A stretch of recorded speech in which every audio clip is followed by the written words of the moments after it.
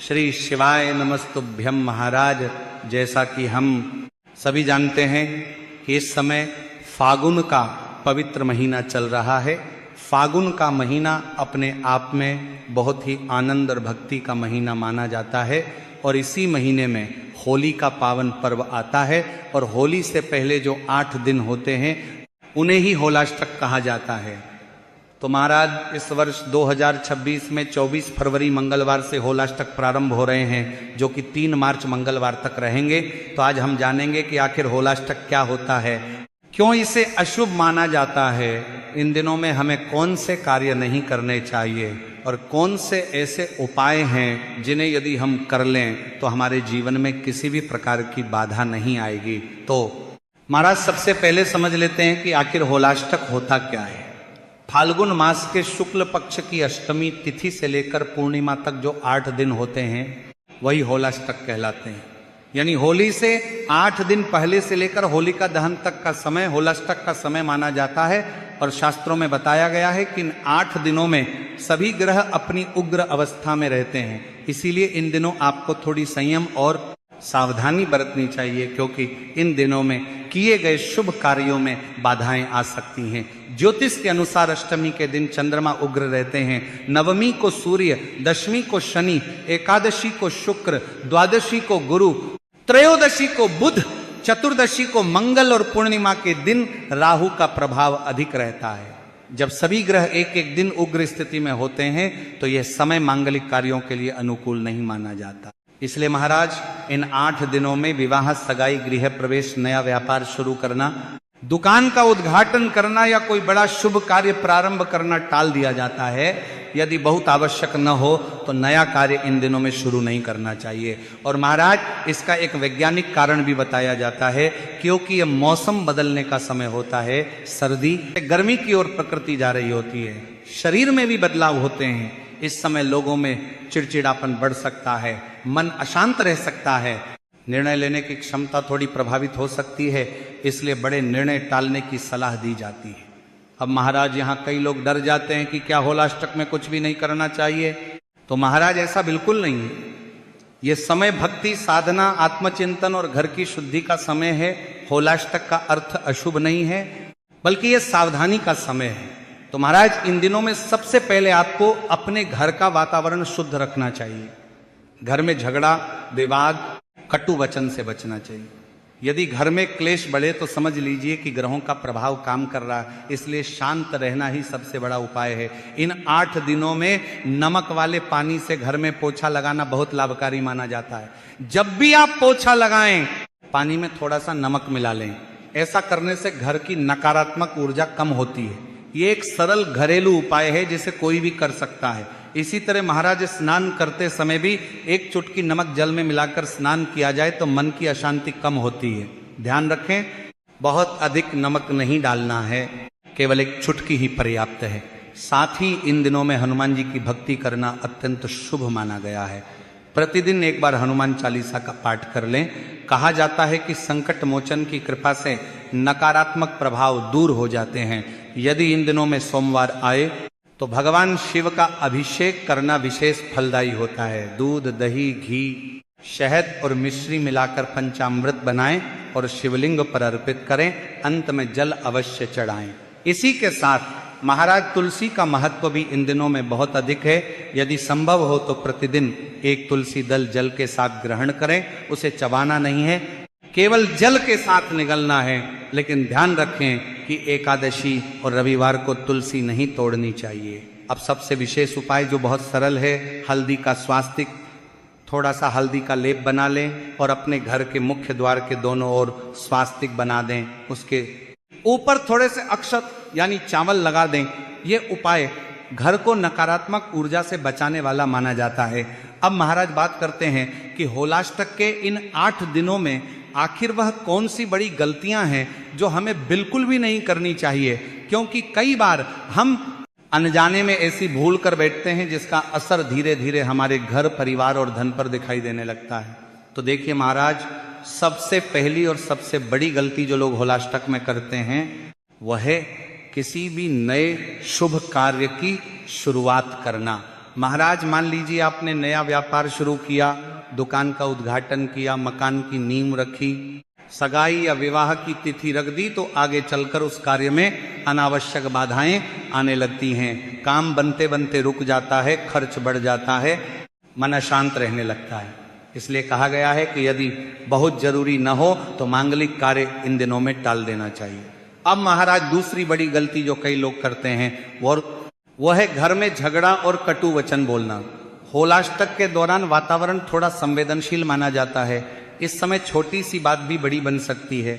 यदि पति पत्नी में बहस हो जाए, भाई भाई में विवाद हो जाए, या परिवार में किसी बात को लेकर तनाव बढ़ जाए, तो वह जल्दी शांत नहीं होता है। इसलिए महाराज इन दिनों में विशेष रूप से अपनी वाणी पर नियंत्रण रखना चाहिए, सोच समझकर बोलना चाहिए। अगर कोई कुछ गलत कह भी दे तो तुरंत प्रतिक्रिया देने के बजाय शांत रहना चाहिए, क्योंकि होलाष्टक में बोला गया कटु वचन घर की शांति को भंग कर सकता है।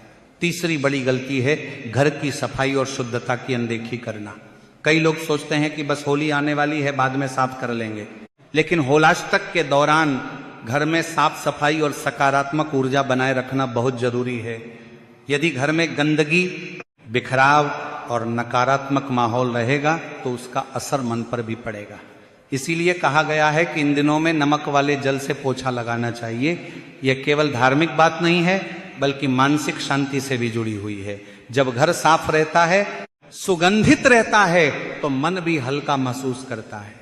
अब महाराज एक और गलती जो कई लोग कर बैठते हैं वह है इन दिनों में क्रोध करना और नशे की ओर बढ़ना। होलाष्टक का समय आत्म संयम का समय है। यदि इस समय कोई व्यक्ति शराब, मांसाहार या किसी भी प्रकार के नकारात्मक आचरण में अधिक लिप्त हो जाए तो उसका प्रभाव मानसिक और पारिवारिक दोनों स्तर पर पड़ता है। इसीलिए इस समय जितना हो सके सात्विक भोजन करें, भगवान का स्मरण करें और अपने मन को शांत रखें। यह समय होली की तैयारी का समय है, आनंद की तैयारी का समय है। यदि हम इन 8 दिनों को संयम से बिताते हैं तो होली का पर्व भी सुख और शांति से मनाया जाता है। अब महाराज एक बात और समझिए, कई लोग कहेंगे कि यदि होलाष्टक अशुभ है तो फिर क्या इन दिनों में पूजा भी नहीं करनी चाहिए? तो इसका जवाब है बिल्कुल करनी चाहिए। बल्कि इन दिनों में पूजा, जप, पाठ और भक्ति का विशेष महत्व है। अशुभ केवल मांगलिक कार्यों के लिए कहा गया है, भक्ति के लिए नहीं। महाराज यदि आप इन 8 दिनों में प्रतिदिन हनुमान चालीसा का पाठ करते हैं या भगवान शिव का नाम जपते हैं या घर में दीपक जलाते हैं तो यह आपके लिए रक्षा कवच का काम करता है। अब महाराज हम बात करते हैं कि होलाष्टक के इन 8 दिनों में हमें कौन कौन से विशेष उपाय करने चाहिए ताकि हमारे ऊपर किसी भी प्रकार का बुरा प्रभाव न पड़े और घर में हमेशा सुख, शांति और समृद्धि बनी रहे। तो देखिए महाराज, सबसे पहले एक बात मन में बैठा लीजिए, उपाय का मतलब कोई बहुत बड़ा या कठिन काम नहीं होता। उपाय का अर्थ है अपने जीवन में थोड़ी सी सकारात्मक आदत जोड़ लेना। होलाष्टक के दौरान यदि हम कुछ छोटी छोटी बातें भी ध्यान में रख लें तो बड़ा लाभ मिलता है। सबसे पहला उपाय है घर की शुद्धि। इन 8 दिनों में जब भी आपको समय मिले अपने घर में नमक वाले जल से पोछा लगाइए। पानी में बस थोड़ा सा साधारण नमक मिला लीजिए और उससे पूरे घर में पोछा लगा दीजिए।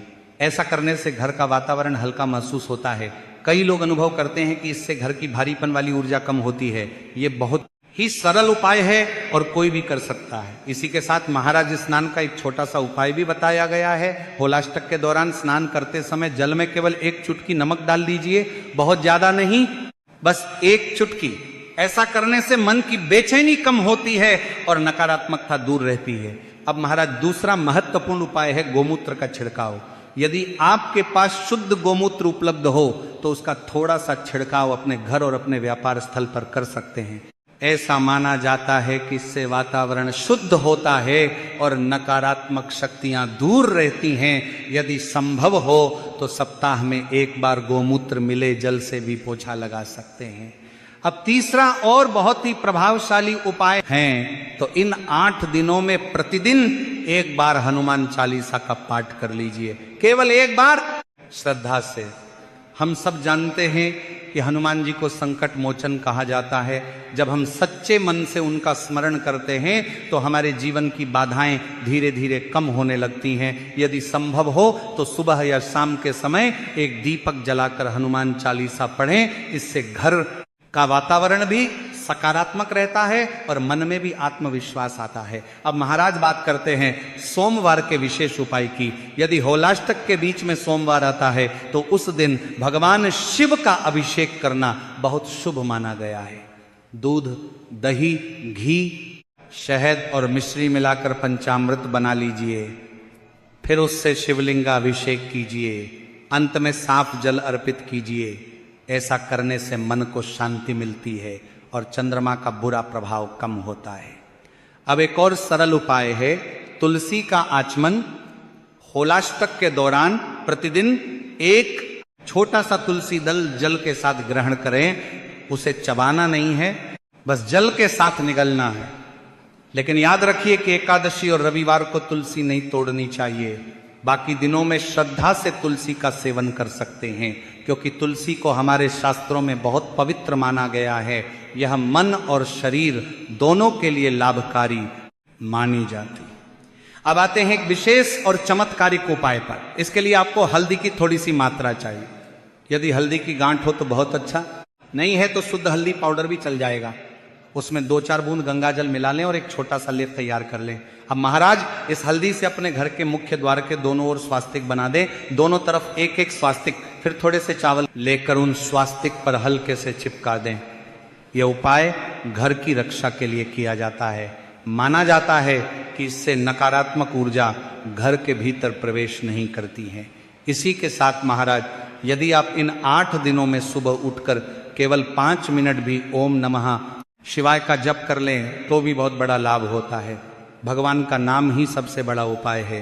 तो देखिए महाराज, होलाष्टक का अर्थ डर नहीं है, होलाष्टक का अर्थ है सावधानी। जैसे परीक्षा से पहले विद्यार्थी थोड़ा अधिक ध्यान देता है, वैसे ही होली से पहले ये 8 दिन हमें अपने जीवन को थोड़ा संभालने का अवसर देते हैं। इन दिनों में ग्रहों की उग्रता की बात कही गई है, लेकिन इसका मतलब यह नहीं कि कोई अनर्थ निश्चित है। इसका मतलब यह है कि यदि हम लापरवाही करेंगे, जल्दबाजी करेंगे, क्रोध करेंगे तो उसका असर जल्दी दिखाई देगा। इसलिए शास्त्र हमें पहले ही सावधान कर देते हैं कि इन दिनों में संयम रखें। तो महाराज आप सभी को भी 24 फरवरी से 3 मार्च तक यानी कि होलाष्टक के इन 8 दिनों तक विशेष ध्यान रखना चाहिए, क्योंकि इन दिनों वातावरण में नकारात्मक ऊर्जा अधिक रहती हैं। यदि आपको यह जानकारी उचित लगी हो तो वीडियो को लाइक करें, चैनल को सब्सक्राइब करें और कमेंट बॉक्स में ओम नमः शिवाय या हर हर महादेव जरूर लिखें। धन्यवाद।